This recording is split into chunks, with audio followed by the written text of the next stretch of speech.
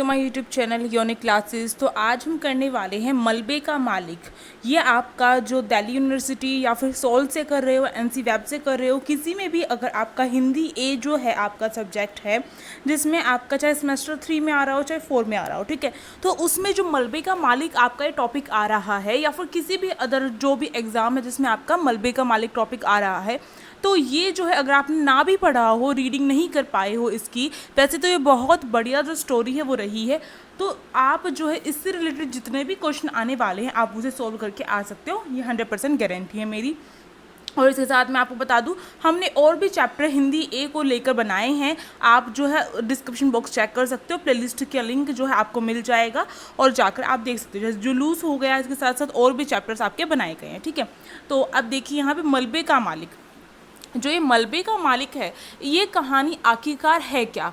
इस कहानी को हम नई कहानी के अंदर रखते हैं। आपको ध्यान देना है, ये जो कहानी है नई कहानी के अंदर रखी जाती है। ये जो कहानी है इसमें आखिरकार मलबे का मालिक, ये जो अर्थ है आपको अंत में जाकर समझ में आता है कि मलबे का मालिक किसको कहा गया एक तरीके से। तो ये जो कहानी शुरू होती है, मैं थोड़ी सी समरी आपको यहाँ बता देती हूँ। अगर आपसे समीक्षा पूछी जाए या फिर मूल संवेदना पूछी जाए, सारांश पूछा जाए, हर किसी का आंसर आपका यही होगा, ठीक है। आप देखो इसमें क्या होता है कि आपको पता है कि 1947 में हमारा जो भारत और पाकिस्तान है वो डिवाइड हो गया था, विभाजित हो गया था। तो 1947 का जो विभाजन है भारत पाकिस्तान का, उससे संबंधित ये एक जो कहानी है नई कहानी के अंतर्गत रखी गई है। इसमें जो है ये दिखाया गया है किस प्रकार से जो विभाजन की त्रासदी है, यानी कि विभाजन के कारण किस तरीके से विभाजन केवल दो देशों के बीच में हुआ, भारत और पाकिस्तान। यहाँ पर भूमि जो बंटवारा हुआ है भूमि का, वो हुआ है यहाँ पर, यानी कि जो लाहौर है वो वहाँ पर चला गया है, ठीक है, इस तरीके से। तो और जो अमृतसर है वो यहाँ भारत में रह गया है। तो यहाँ पर लोग जो हैं, लोगों के मनों का बंटवारा नहीं हुआ है। लोगों के मन जो है लोगों का, जैसे कि क्योंकि वो एक साथ रहते थे। आपको पता है भारत और मुस्लिम जो थे, मुसलमान में भारत में मुसलमान और हिंदू दोनों एक साथ रहते थे, ठीक है, एक साथ रहते थे। तो अब वो विभाजन जो हुआ है उसकी वजह से खाली यहाँ पर ये कहा जा सकता है कि भूमि का विभाजन हुआ है, केवल और केवल भूमि का विभाजन हुआ है, मन का विभाजन नहीं हुआ है। अभी भी उनका मन एक दूसरे में पड़ा हुआ है। और बहुतों के ऐसा भी हुआ है कि विभाजन के कारण बहुत सारी मूवीज़ बनी है जिसमें आपने देखा होगा कि किसी के माता पिता जो है वो एक जैसे भारत में रह गए और उनके बच्चे पाकिस्तान में चले गए। इसी तरीके से यहाँ पर आप देखेंगे एक गन्नी है, गन्नी बूढ़ा व्यक्ति है जो क्या है पाकिस्तान से कहाँ पर आता है, भारत में आता है पाकिस्तान से। और उसका जो परिवार है, उसके जो बच्चे हैं, जो उसका परिवार है वो कहाँ पर रह जाता है, भारत में रह जाता है। तो भारत में आता है पाकिस्तान से और वो थोड़ा बस घूमने के लिए आता है, वहाँ पर रहने के लिए नहीं आता है, ठीक है। तो पाकिस्तान से भारत आता है गन्नी, तो गन्नी को देखकर, गन्नी एक मुसलमान है, तो आपको पता है कि जब विभाजन हो गया था और मुसलमान भारत में रह गए थे तो उनके साथ क्या सुलूक हुआ था। किसी भी मुसलमान को हिंदू जो है वो छोड़ना नहीं चाहता था, मार देना चाहता था। और कहीं ना कहीं उसके मारने को लेकर यहाँ पर जो धर्म है वो ना अड़के, इसके साथ साथ क्या है उसकी जो ज़मीन वगैरह है वो हथियाना एक उद्देश्य रहा था इसका। यही चीज़ यहाँ पर दिखा रखी है कि गन्नी का परिवार भारत में रह जाता है और गन्नी को इतना ज़्यादा जो है भरोसा होता है भारतवासियों पर कि वो क्या करेंगे, उसके परिवार को सही से रखेंगे, उसके बच्चों को सही से रखेंगे। पर जब वो आता है उसे पता चलता है कि उसका जो परिवार है वो ख़त्म हो चुका है और कहीं ना कहीं उसका जो घर अच्छा बड़ा उसने घर बनाया था वो भी टूट के बिखर चुका है और एक मलबे के तौर पर हो चुका है, जिस पे जो है एक लखा पहलवान जो है वो क्या करता है, अपनी ठोस जमाता है। तो ये जो चीज़ें यहाँ पर देखने को मिलती है हमें। और लखा पहलवान जो है गन्नी का कहीं ना कहीं एक बहुत जिगरी मित्र रहा था और लखा पहलवान ही क्या करता है, उसके परिवार को मार देता है। ये यहाँ पर देखने को मिलता है हमें। तो किस तरीके से जो विभाजन का असर पड़ता है वो सारी चीज़ देखेंगे और किस प्रकार से जो लक्का पहलवान है उसे जो है एक तरीके से आत्मग्लानि जो है महसूस होती है, वो भी चीज़ इसमें हम देखने वाले हैं। तो यहाँ पे मैंने सारांश भी बता दिया आपको और भी डिटेल में अभी मैं आपका स्टार्ट करने वाली हूँ। तो चलिए देखते हैं। तो देखिए मैंने जैसे आपको बता रखा है, जब आंसर लिखते हैं तो भूमिका लिखते हैं, फिर इसके बाद आपको जो आंसर मेन होता है, भूमिका एक पैराग्राफ का लिखकर फिर आंसर जो मेन होता है आपको जितने पेज आपको लिखने होते हैं उसमें वो लिखिए। और इसके बाद फिर आपको जो है निष्कर्ष लिखना होता है, कंक्लूजन लिखना होता है कि आपने क्या बताया है अपने आंसर में, ठीक है। तो देखिए नई कहानी के सशक्त जो हस्ताक्षर है वो रहे हैं इसमें। आदर्श विचारों के आधार पर कहानी में गढ़े जाने का जो विरोध है वो यहाँ पर देखने को मिलता है हमें। संवेदना की दृष्टि से नई कहानी स्तरों पर निष्ठा और आस्थाओं से मोहभंग की कहानी है। यानी कि ये जो नई कहानी मलबे का मालिक है, इसमें आपको दिखता होगा कि जो गन्नी का जो घर था, जो परिवार था, वो किस तरीके से ख़त्म हो जाता है। क्यों ख़त्म होता है? क्योंकि वो मुस्लिम थे और भारत में हिंदू का वर्चस्व हो गया था। अब हिंदू जो थे वो मुसलमान को छोड़ना नहीं चाहते थे और कहीं ना कहीं वो धर्म का नाम लेकर, आस्था का नाम लेकर उन्हें ख़त्म कर रहे थे। और कहीं ना कहीं उनका दूसरा उद्देश्य था, जैसे कि लक्का पहलवान का दूसरा उद्देश्य था, वो क्या था कि उसके घर, उसकी संपत्ति को हथिया लेना। ठीक है, तो ये जो यहाँ पर देखने को मिलता है कि हमारा जो यहाँ पर निष्ठा और आस्था का जो मोह भंग है वो हो चुका था। इसके साथ जो है मलबे का जो मालिक कहानी है ये 20वीं शताब्दी में रचित है। तो अगर आप ये बताते हैं कि कौन सी शताब्दी के में रचित है या कब रचित है, तो इससे बहुत ज़्यादा प्रभाव पड़ता है और इसे थोड़ा हाईलाइट कर सकते हैं आप। ठीक है, तो 20वीं शताब्दी के मध्य में रचित है ये। और ये जो है ये किस पर आधारित है? ये बिखराव और जो सक्रांति की अभिव्यक्ति देने वाली जो संरचना है उसे व्यक्त करती है। किस प्रकार से जो भारत और पाकिस्तान में जो हिंदू मुसलमान इकट्ठे रहते थे उनका किस प्रकार से बिखराव हो गया और किस प्रकार से क्रांति हुई थी, विभाजन हुआ था, त्रासदी हुई थी, ये सारी चीज़ यहाँ पर दिखाई देती है हमें। ठीक है, और ये जो है ये कहानी जो है अपनी चरम बिंदु पर पहुंचकर शून्यता को क्या कर लेती है, बोध कर लेती है कि गन्नी जो है उसे सब पता चल जाता है किसने जो है उसके घर को नष्ट किया है, किसने उसके परिवार को नष्ट किया है, किसने उसके भरोसे को तोड़ा है, जिस भरोसे वो अपने परिवार को यहाँ पर छोड़ के गया था, जिस विश्वास पर छोड़ के गया था, किसने तोड़ा है। पर फिर भी वो कुछ नहीं बोलता, एक शब्द भी नहीं बोलता और ये भी नहीं दिखाता है कि जो है उसे सब कुछ पता है। तो इस तरीके से वो ट्रीट करता है। तो यहाँ पर ये सारी चीज़ें हमें दिखाई देती है और किस प्रकार से बिना कुछ कहे भी उसके ऊपर जो है इफ़ेक्ट पड़ जाता है, किसके ऊपर, लक्का पहलवान के ऊपर जो है प्रभाव पड़ता है। तो ये चीज़ हमें यहाँ पर देखने को मिलती है। ये जो कहानी है ना तो बूढ़े गन्ने की है और ना ही रखे पहलवान की है। ये कहानी तो आखिरकार किस पर है? ये कहानी आधारित है विभाजन में हुए विध्वंस की।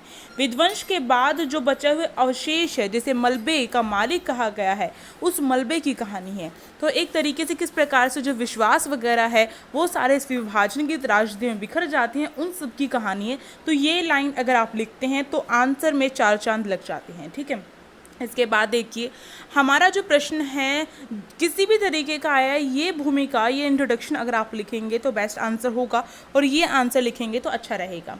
अब देखिए लेखक जो है प्रारंभ जैसे ही करता है अपनी ये कहानी मलबे का मालिक, उसका जो प्रारंभ है वो इस तरीके से करता है, वो बताता है किस प्रकार से जो भारत पाकिस्तान है उसके सामान्य निवासी जो है लाहौर और अमृतसर में उतने ही हैं, अभी भी उतना ही उनके अंदर जो है अपनेपन का भाव है जितना विभाजन से पहले था, विभाजन से पूर्व था।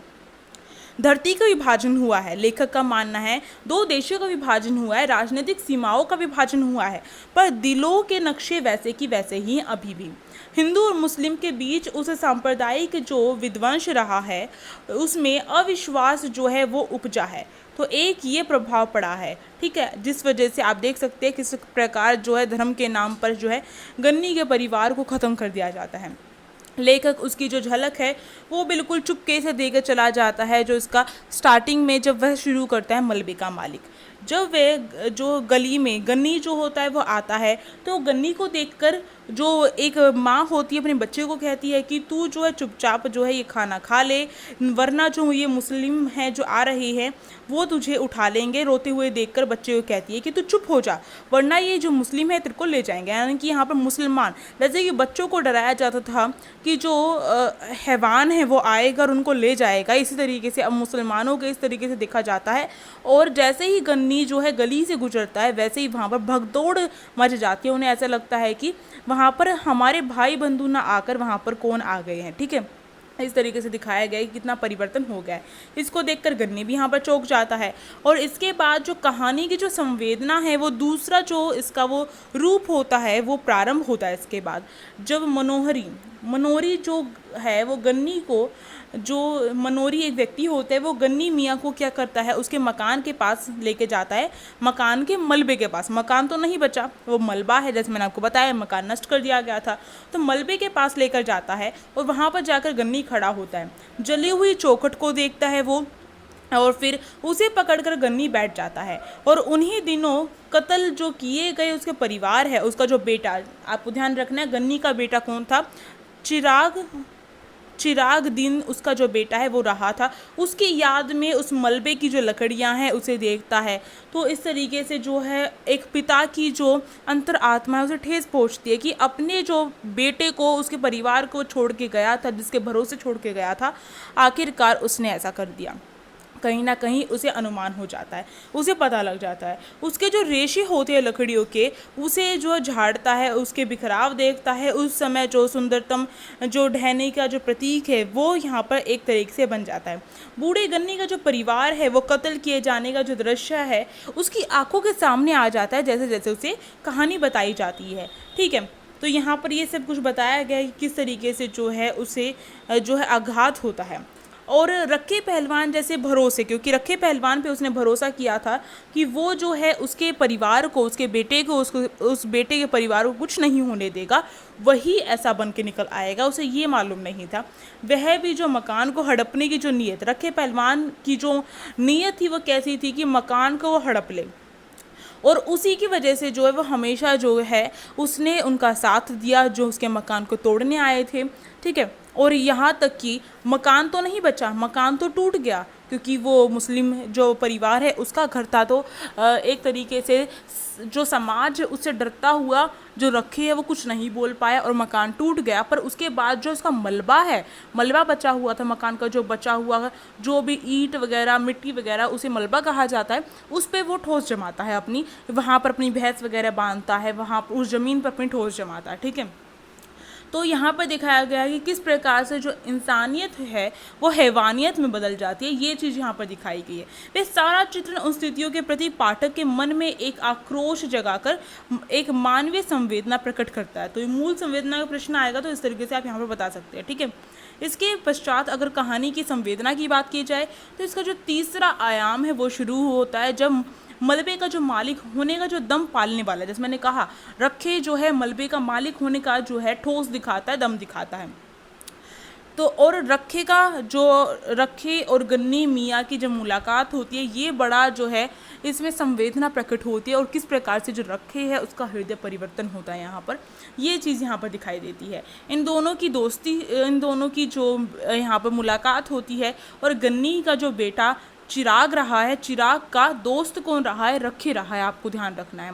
ठीक है, तो गन्नी कहता है कि चिराग के दोस्त रखे पहलवान से मिलने होने का जिस प्रकार यहाँ पर बताया गया है, और जब वह उससे मिलता है, विभाजन की त्रासदी में रखे पहलवान जैसे लोग ने अपने अंदर की जो संवेदना है उसे बाहर निकाल कर फेंक दिया, अपनी भावना जो है उसे परिवर्तित कर दिया। तो ये चीज़ यहाँ पर दिखाई गई किस प्रकार से जो हथियाने की जो भावना है वो अपने मन में रखकर संप्रदाय का नाम लेकर उन्होंने किस तरीके से जो है इसका फ़ायदा उठाया, ये चीज़ यहाँ पर दिखाई गई। रखे एक व्यक्ति के तौर पर इस चीज़ को यहाँ पर उभारता है, उस समाज को उभारता है। ठीक है, अब यहाँ पर जैसे मैंने कहा भेंट होती है, तो जो गन्नी होता है वो रखे से कहता है, गन्नी वो बूढ़ा व्यक्ति है, वो रखे से कहता है कि मैंने तुमको देख लिया तो चिराग को देख लिया। तो ये लाइन आप लिख सकते हो, जैसे यहाँ पर हाईलाइट की गई, इसी तरीके से आपको हाईलाइट करके लिखना है। तो ये जो बात है वो रखे के दिल में चुभती है। रखा पहले तो ऐसे दिखाता है कि कुछ हुआ ही नहीं है, और जो गिन्नी है उसे भी, गिन्नी भी ये नहीं दिखाता है कि कुछ उसे पता है रखे के बारे में।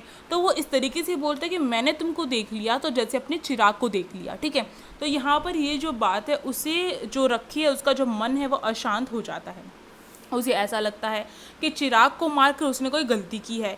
गन्नी फिर से कहता है कि चिराग कहता था जब तक रखी है मेरा कोई कुछ नहीं बिगाड़ सकता। अब क्या पता, गन्नी को क्या पता था, चिराग को क्या पता था कि जिस पे इतना भरोसा किया गया है वही आखिरकार जो है, जो एक तरीके से कह सकते हैं थाली में छेद कर देगा। ठीक है, तो यहाँ पर यही चीज़ हुई है। तो यहाँ पर एक मिनट, हाँ, यहाँ पर यही चीज़ हुई है। अब रखे के मन में क्या हो गई थी, शर्म जो है वो आनी शुरू हो गई थी। इसके साथ साथ पछतावा जो है रखे को हो रहा था कि उसे ऐसा काम नहीं करना चाहिए था।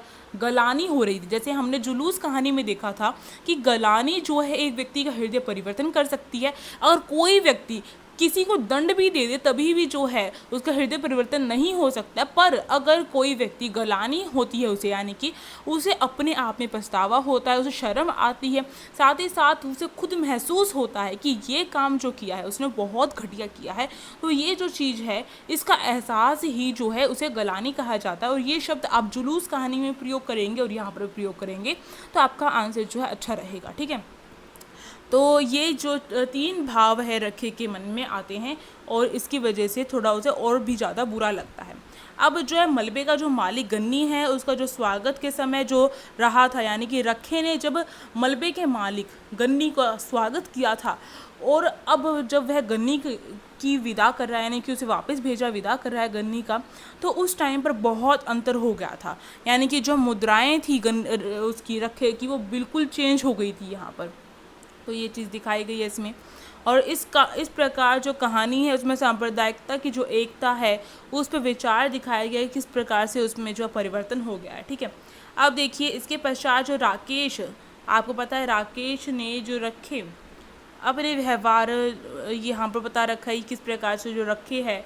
अब यहाँ पर रखे को एक कुत्ते के समान बताया जाएगा, आपको ध्यान रखना है।